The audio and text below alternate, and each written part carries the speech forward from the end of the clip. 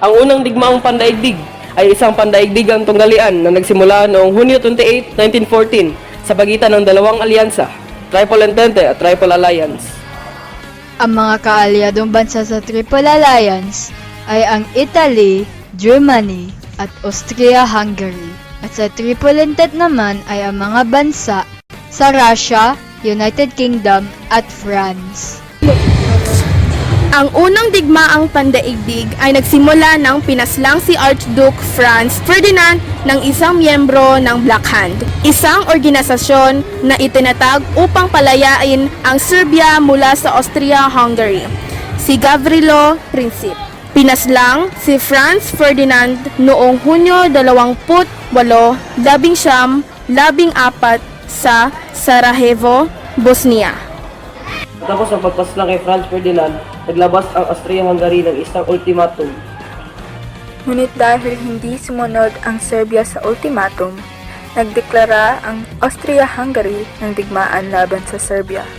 Nang marinig ito ng Germany, sumali siya sa digmaan upang suportahan ang Austria-Hungary laban sa Serbia. Pagkatapos, nagdeklara ang Germany ng digmaan laban sa Russia at sa Pransya rin. Mayroong apat na mga mahalagang kaganapan na naganap sa unang digmaang pandaigdig. Una ay ang digmaan sa kanluran o Western Front. Sa digmaang nito, ang Germany ay sumalakay sa neutral na bansa ng Belgium na nag-udyok sa France na lumaban upang protektahan ang kanilang teritoryo.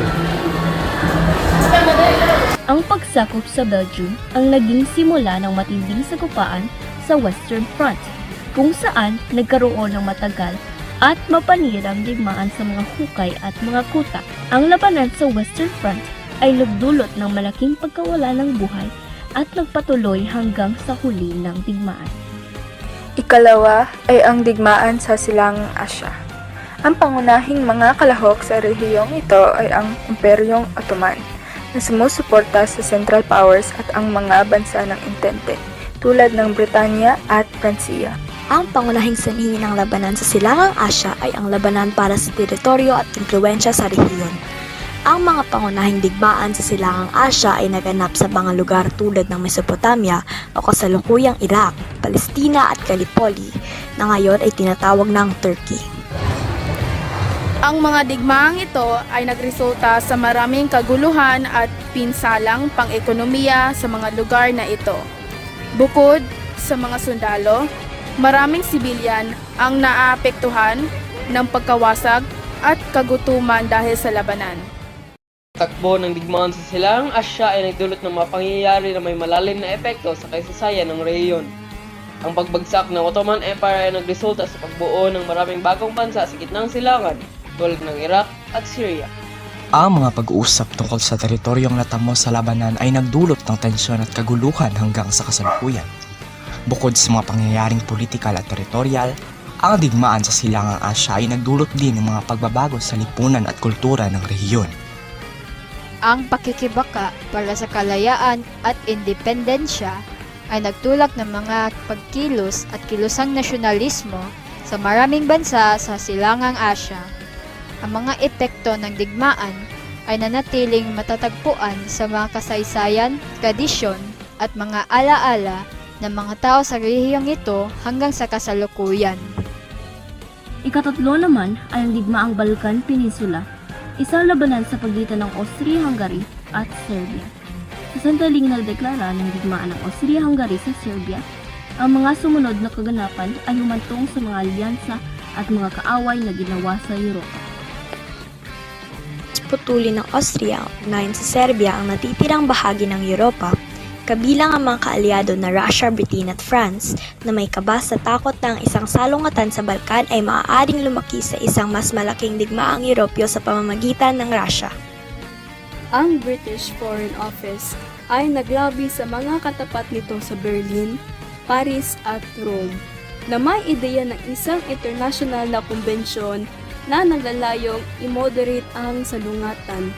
Ang pamahalaang Aleman, gayunpaman, ay itinakda laban sa paniwala na ito at pinayuhan ang Vienna na ituloy ang mga plano nito.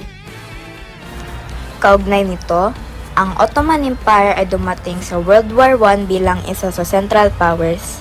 Ang Ottoman Empire ay pumasok sa digmaan sa pamamagitan ng pagsasagawa ng isang maliit na sorpresang pag-atake sa baybayin ng Black Sea ng Russia noong 29 ng Oktubre 1914.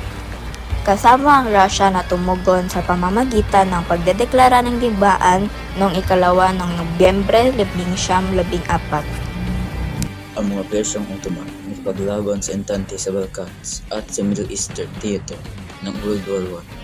Ang pagkatalo ng Ottoman Empire sa digmaan noong 19 ng Pinulo ay nagpahalaga sa tuluyang pagbuwag ng imperyo noong 1922. Ang ika-4 at panghuli naman ay ang digmaan sa karagatan na nagsimula dahil sa unang bahagi ng digmaan ay nagkasubukan ng mga hukbong pandagat ng Germany at Britanya. Hukbong pandagat ang Germany at para sa Britanya, ang pagpapalakas ng Germany sa kanilang hukbong pandagat ay simbolo ng pagdeklara ng digmaan laban sa kanila dahil itinuturing ng Britanya ang kanilang sarili bilang Queen of the Seas. Ang naitaboy ng mga barkong pandigmaan ng Germany mula sa 7 dagat o ang 7 Seas, lakas pandagat ng Britanya.